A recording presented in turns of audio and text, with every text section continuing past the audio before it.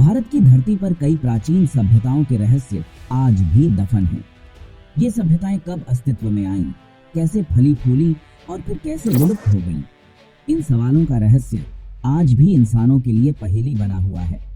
ऐसी ही एक अद्भुत सभ्यता के कुछ अवशेष हरियाणा में मिले, जिन्हें करीब 5000 साल पुराना माना जाता है।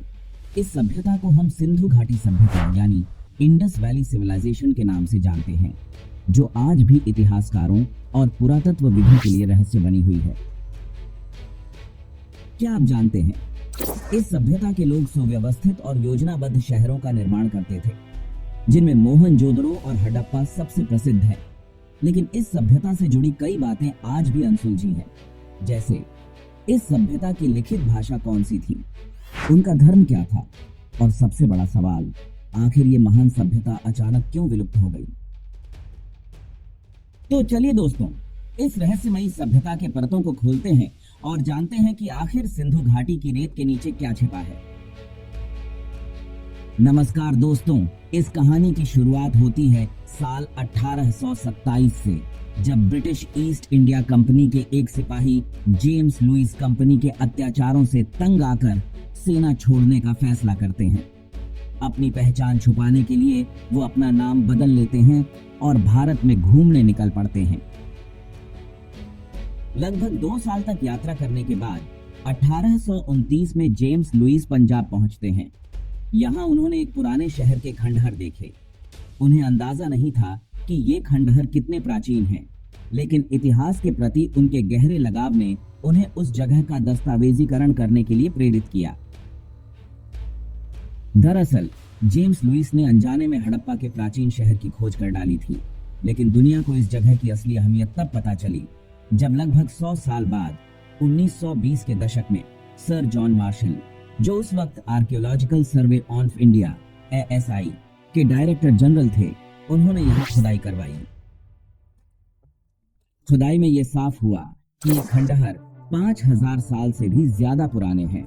इसी दौरान सिंधु नदी के किनारे एक और ऐतिहासिक स्थल मिला, जहां मानव कंकालों के अवशेष पाए गए। इस वजह से उस जगह का नाम पड़ा मोहनजोदड़ो, जिसका अर्थ होता है मृतकों का टीला।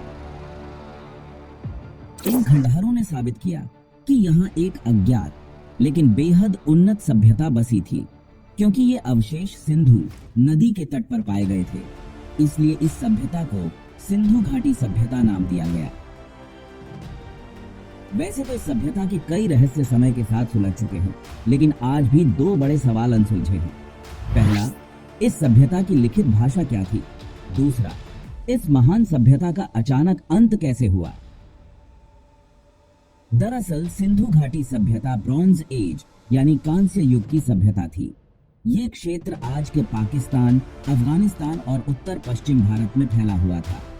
कुल मिलाकर इसके करीब 1400 से भी ज्यादा स्थल मिले हैं, जिनमें से 925 भारत में स्थित हैं। बहुत लोग मेसोपोटामिया को दुनिया की सबसे पुरानी सभ्यता मानते हैं, लेकिन 2016 में IIT खड़गपुर और ASI ने मिलकर जो रिसर्च की, उससे ये साबित हुआ कि सिंधु घाटी सभ्यता शायद 8000 साल पुरानी भी हो सकती है।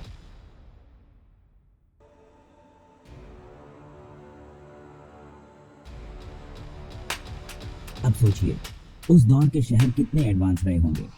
यहाँ खुदाई में कृषि उपकरण मिले हैं, जिससे साबित होता है कि ये लोग खेती करते थे।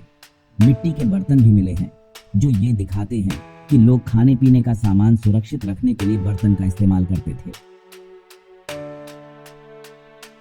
शहरीकरण की बात करें तो 5500 ईसा पूर्व के बाद इस सभ्यता में अर्बन लाइफ की शुरुआत हो चुकी थी और 2600 ईसा पूर्व तक ईंटों से बहुमंजिला इमारतें बनने लगी थीं। हर घर में टॉयलेट, बाथरूम और एक सुसंगठित ड्रेनेज सिस्टम होता था। फुटपाथ के किनारे पेड़ लगाए जाते थे, पानी के लिए कुएं बनाए जाते थे और कचरे के लिए कूड़ेदान भी रखे जाते थे। शायद उस दौर के शहर आज के भारतीय शहरों से भी बेहतर प्लानिंग के साथ बनाए गए थे। लेकिन एक समस्या थी, उनकी लिखित भाषा। अब तक इस सभ्यता की भाषा को कोई डिकोड नहीं कर पाया है।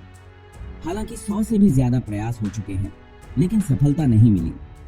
इस भाषा की एक खासियत ये थी कि यह बाएं से दाएं नहीं, बल्कि दाएं से बाएं लिखी जाती थी, ठीक उसी तरह जैसे आज की अरबी भाषा लिखी जाती है।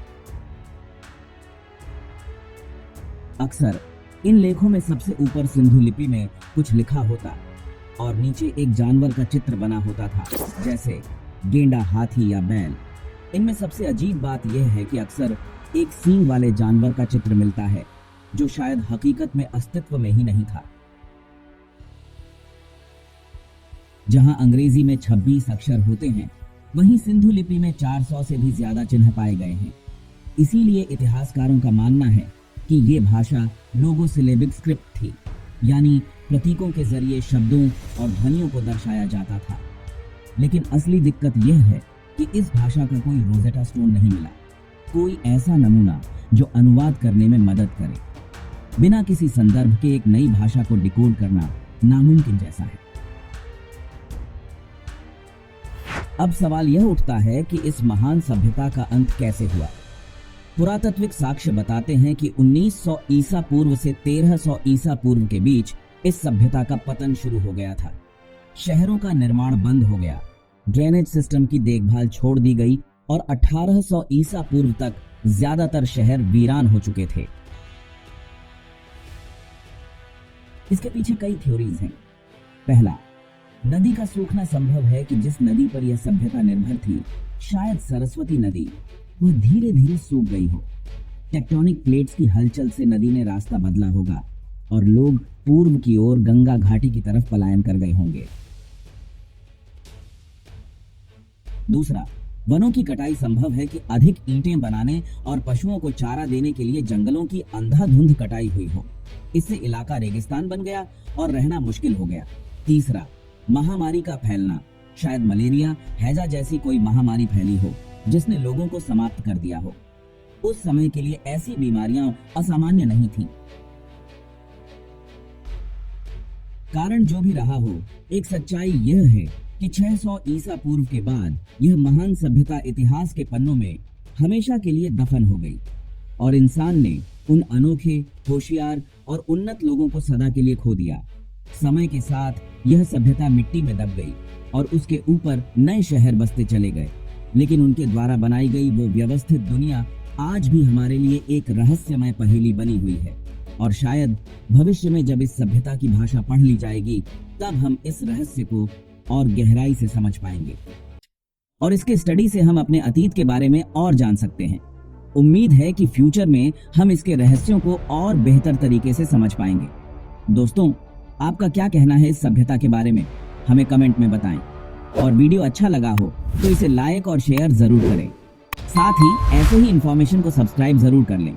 मिलते हैं अगले वीडियो में, तब तक के लिए जय हिंद, जय भारत, धन्यवाद।